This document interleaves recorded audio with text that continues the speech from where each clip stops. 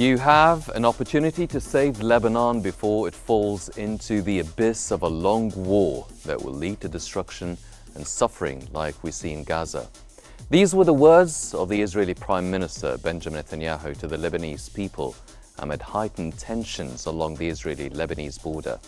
Netanyahu has been excessively using the policy of assassination to assert what he describes as the right to self-defense. In light of all the diplomatic efforts dedicated to de-escalating the tensions in the Middle East, does Netanyahu belittle these efforts by continuing his series of assassinations? And what will be the impact of such actions on the region in the coming period? I'm Hani Saif, and this is Think Tank.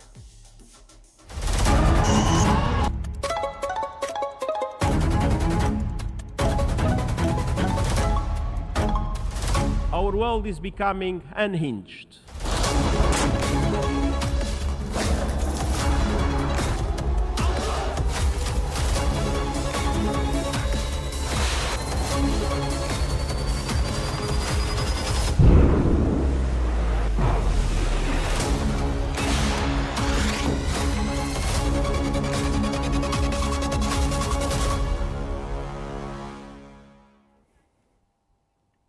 Netanyahu's statement to the Lebanese people came as the Israeli military intensified its ground operation in Lebanon. In light of this, the Daily Gazette highlighted that Netanyahu's speech warned that Lebanon could face destruction similar to Gaza. According to the newspaper, Hezbollah's deputy leader said that despite Israel's painful strikes, the group's leadership structure was in order and that its military capabilities were fine.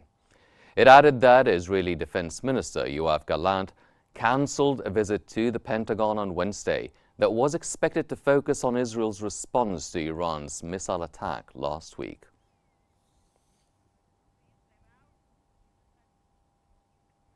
Although Israel has intensified its assassinations after October 7th, killing most of Hezbollah's leaders and a large number of Hamas leaders, this policy has for a long time been a political and security doctrine for Israel.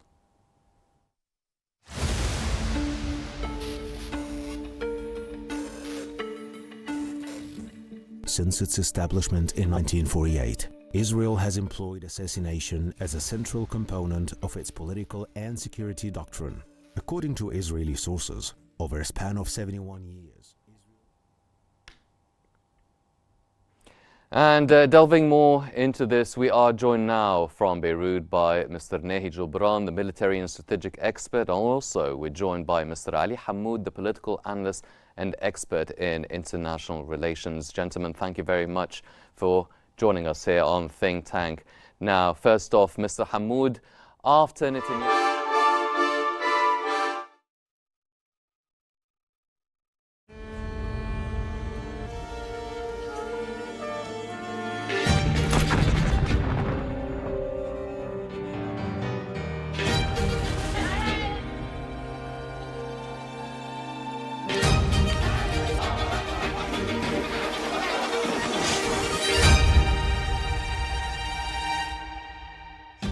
Your nomination in the European Union.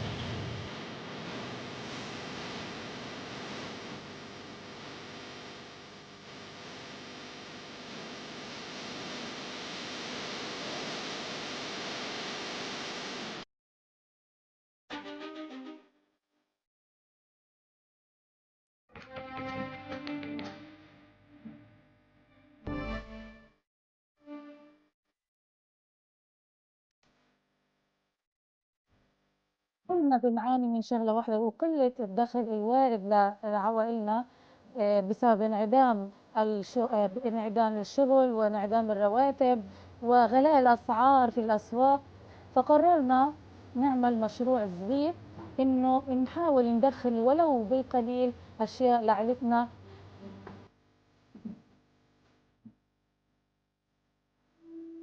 بالنسبة لمشروعنا في كتير صعوبات مررنا فيها. أول حاجة إنه إغلاق المعابر، هذه أدت إلى ارتفاع ارتفاع الأسعار في الأسواق، وكمان انعدام بعض السلع، يعني في سلع غير متوفرة في الأسواق بسبب تسكير وإغلاق المعابر.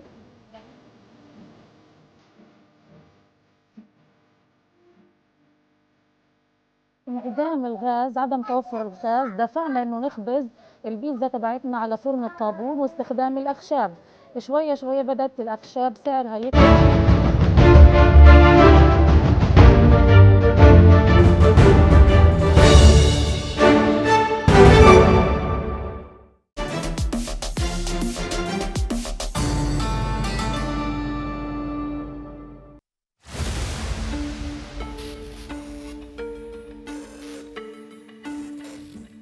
Since its establishment in 1948, Israel has employed assassination as a central component of its political and security doctrine. According to Israeli sources, over a span of 71 years, Israel has conducted approximately 2,700 assassination operations, averaging around 38 per year. These actions have often been authorized or carried out under the leadership of prominent Israeli figures like Golda Meir, Yitzhak Rabin, Menachem Begin, Yitzhak Shamir, Ariel Sharon, Ehud Olmert, and Benjamin Netanyahu. However, security experts have questioned the long-term effectiveness of this strategy. For example, after the assassination of Abbas Mousavi, the former Secretary General of Hezbollah, the organization evolved into a formidable force that posed an even greater threat to Israel.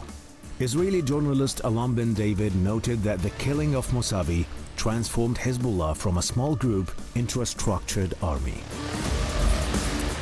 Similarly, on the Palestinian front, the assassination of Yahya Ayyash in 1996 failed to cripple the military capabilities of Hamas al-Qassam brigades. Instead, it spurred a series of retaliatory attacks, resulting in the deaths of 60 Israelis and injuries to hundreds more. With Israel struggling to meet key military objectives, such as freeing Israeli captives and dismantling Hamas, some analysts argue that Israel leans on targeted assassinations to present these operations as victories for its security and intelligence services, despite the broader strategic setbacks.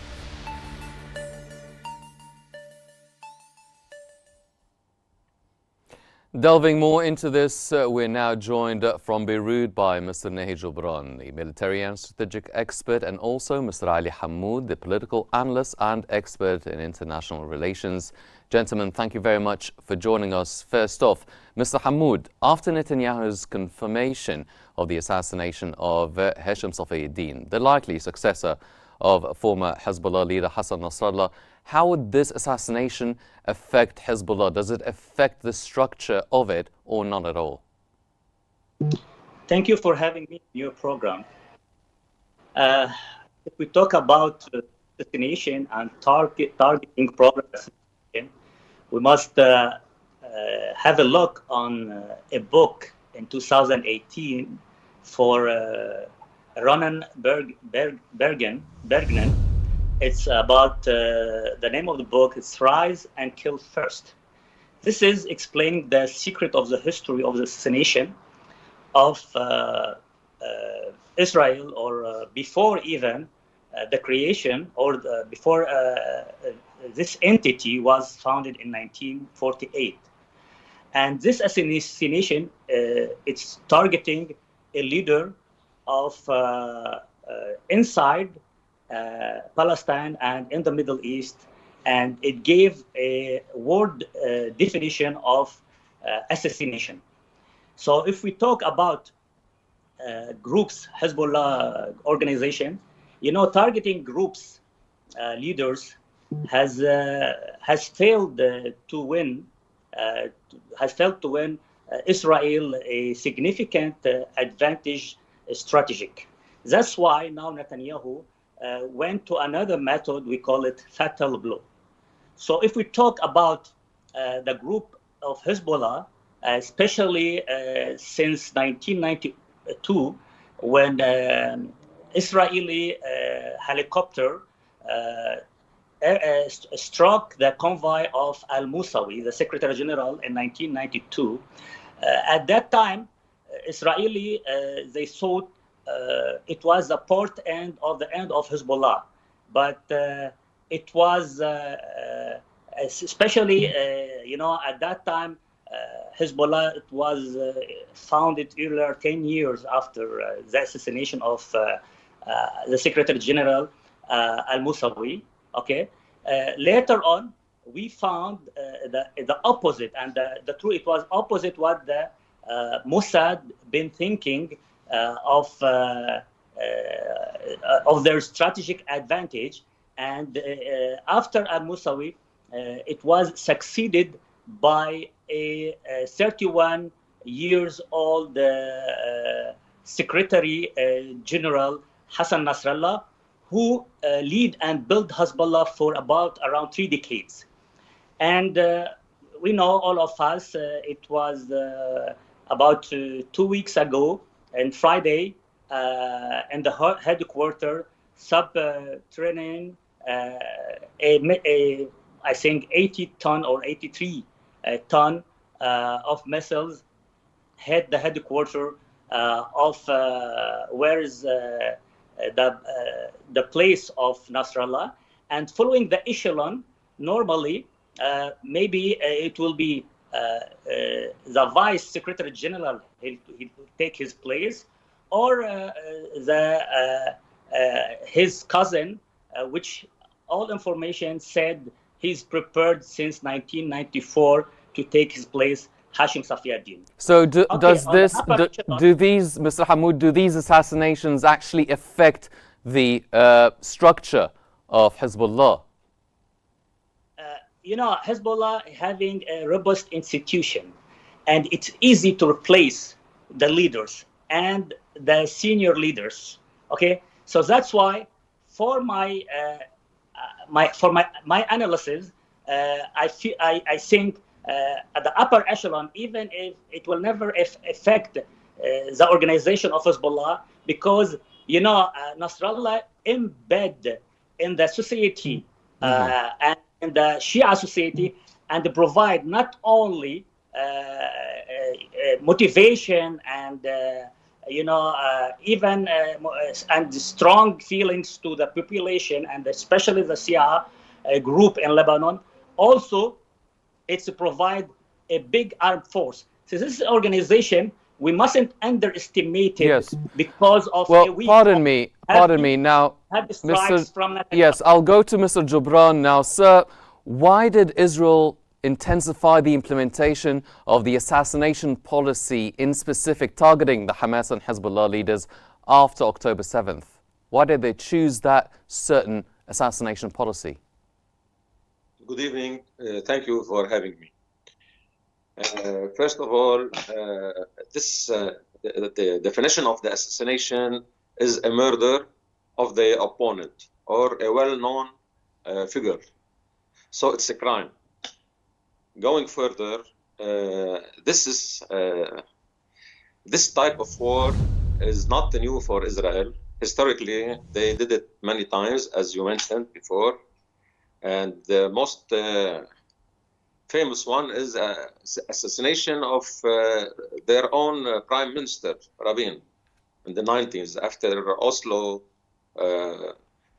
agreement. So this is, and in the past there were many assassination among the whole countries of the world.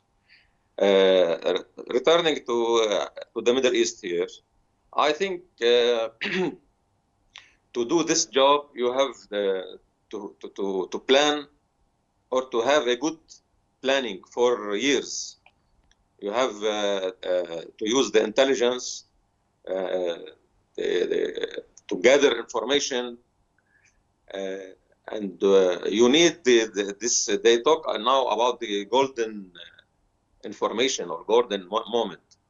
So, and I think you need the political decision.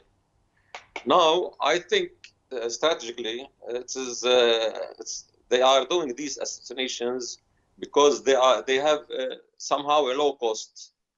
It means that they don't have to lose many of their soldiers or their materials against the opponent.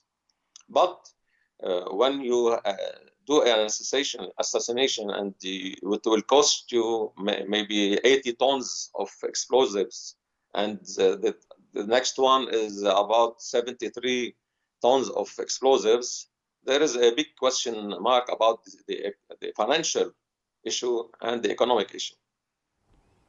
Well, Mr. Hammoud, do you think that Netanyahu's use of such a policy, does it achieve more security for Israel? Is it a tool for maintaining his position in the cabinet? In reality, if we talk about the targeting program assassination, like I said, it started before the creation, unfolded of this entity. In 2004, it was the assassination of the key founder of Hamas, Sheikh Ahmad Yassin, and the other followers, his name Rantisi. Okay, and still Hamas is operating more than before. In 1972, Ehud Barak assassinated one of the PLO leaders in Beirut, and still the PLO exists. You know, for me, assassination, it's not really,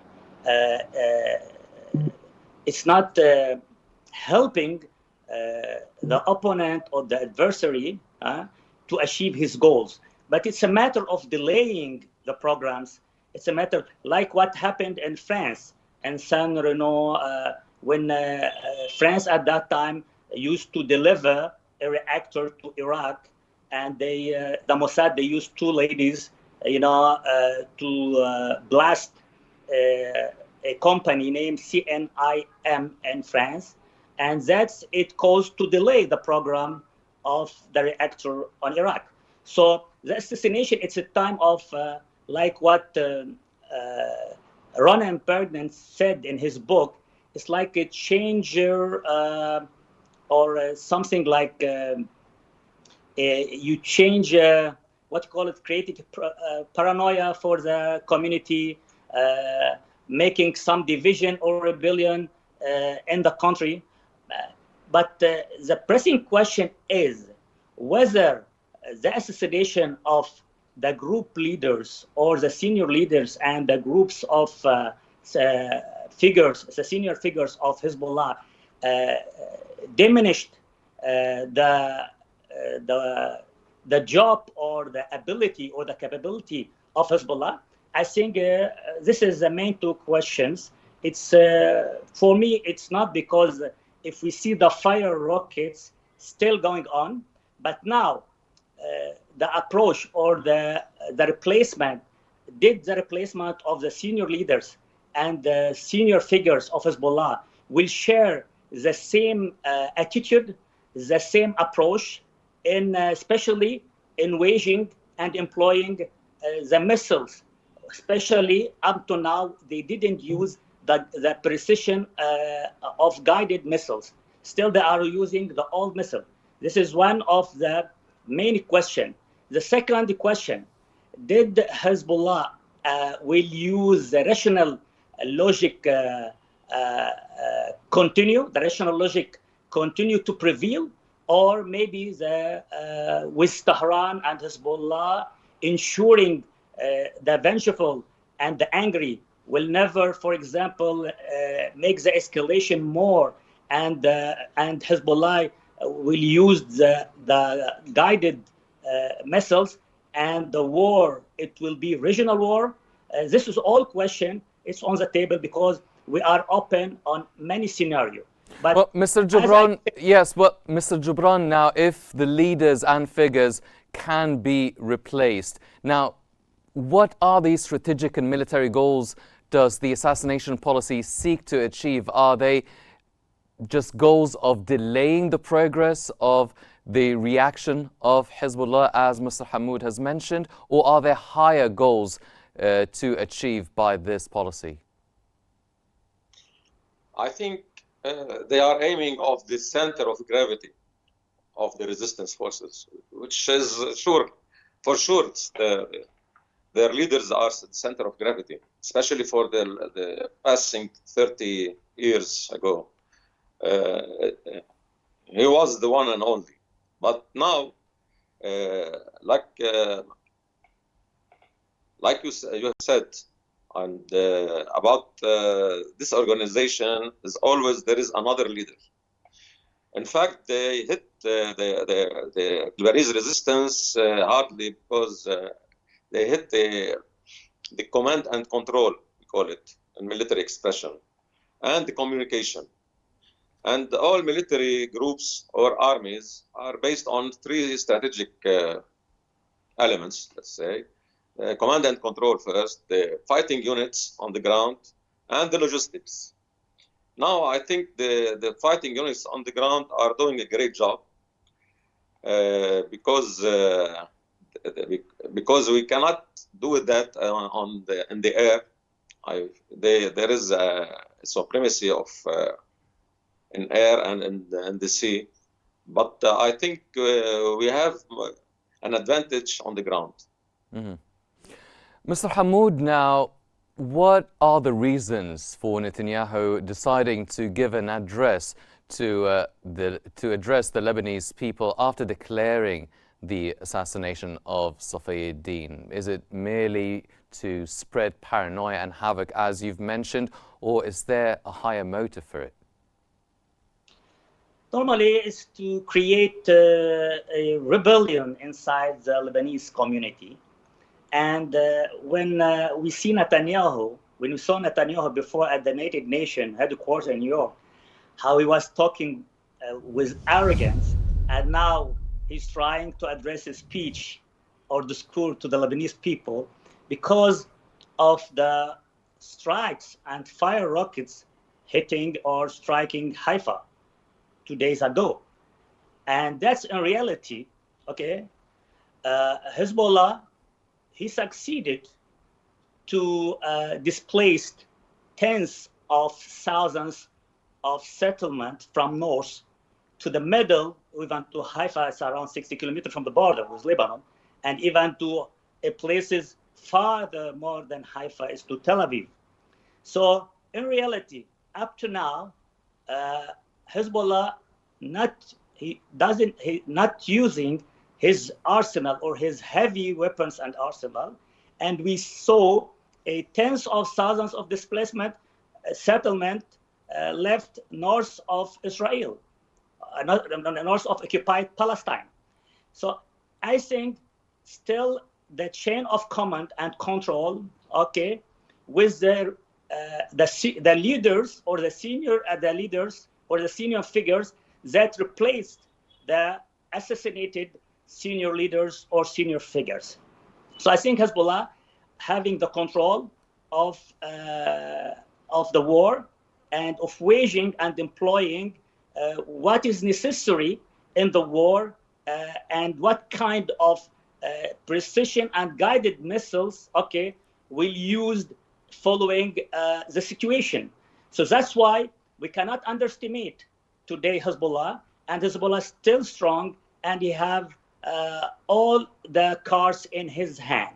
Mm-hmm. So when we talk about Hezbollah or about Netanyahu, 1 week of heavy strikes on suburb of Beirut or on South Lebanon or on Bekaa Valley, it's okay.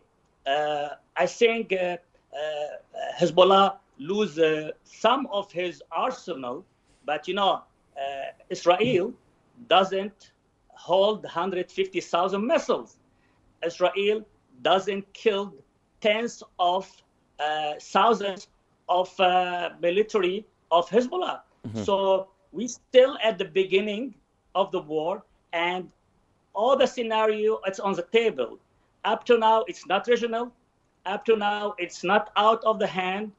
It's still under control, and having that deterrences, and Hezbollah having that deterrences at the border, because the Israel trying since 1 week to incursion the border with Lebanon, but up to now there is no, he doesn't have the control on one village at the border of South Lebanon. Mm-hmm. Mr. Jobran, now looking at the diplomatic efforts, do you think Netanyahu's prolonged series of assassinations in the past few months will heat up the region, belittling all diplomatic efforts to reach some sort of a ceasefire? Well, I think the only thing that will help to ceasefire is a serious decision taken by the United Nations Security Council. And the best, let us say, the best way is to implement the United Nations Security Resolution 1701.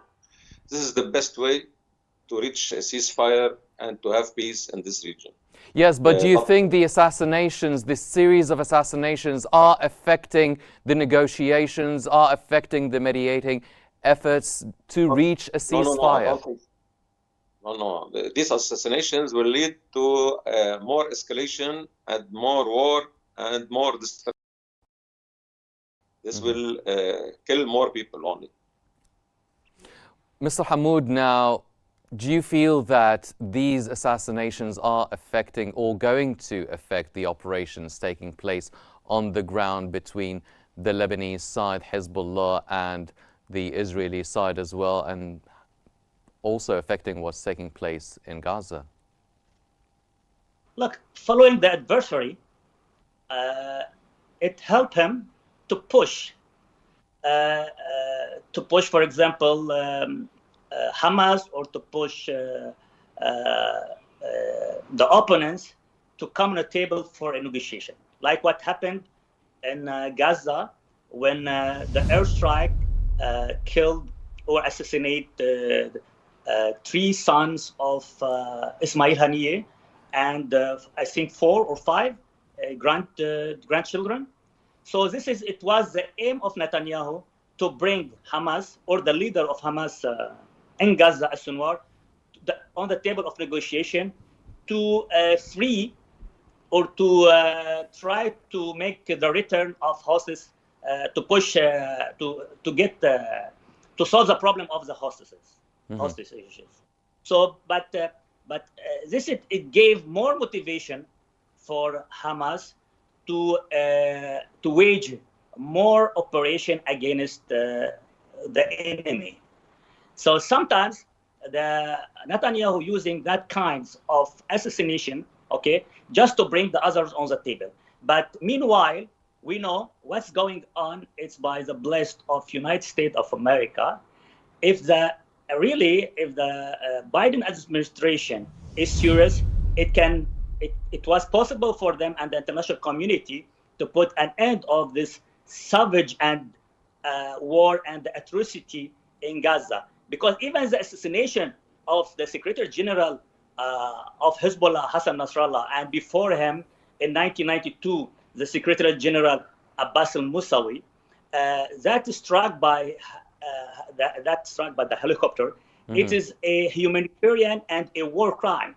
If we follow the Amendment 8 of Rome Statute, and if we follow the Article 2 of the United Nations, of the Charter of the United Nations, and if we follow in 1907 the Article 23 of the Hague Conventions of international law.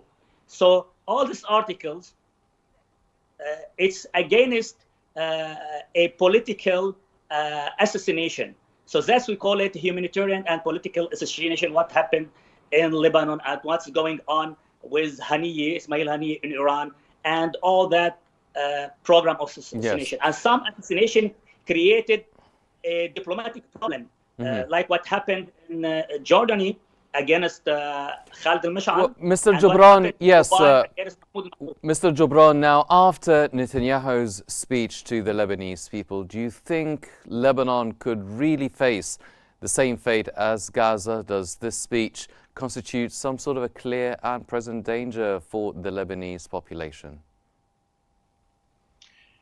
I think it was a very dangerous speech.